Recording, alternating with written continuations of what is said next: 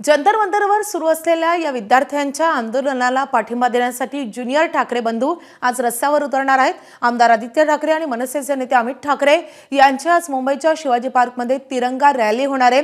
कोणत्याही पक्षाचा झेंडा न घेता फक्त तिरंगा झेंडा घेऊन छत्रपती शिवाजी महाराज पार्क इथे येण्याचं आवाहन करण्यात आलंय। संध्याकाळी 5 वाजता ही तिरंगा रॅली होणार आहे।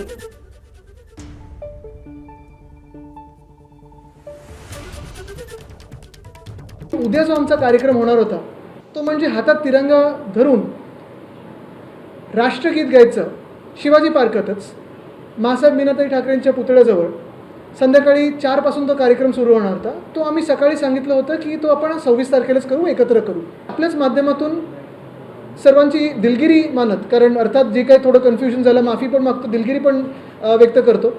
पण 24 तारखेचा म्हणजे उद्या शुक्रवारचा कार्यक्रम देखील तसाच्या तसाच राहणार आहे। ह्याच्यात आम्ही सर्वच तिरंगा हातात घेऊन 5 वाजता बरोबर जनगण मन आम्ही म्हणणार आहोत। तिथे 4 वाजल्यापासून आम्ही सगळे जमायला लागणार आहोत।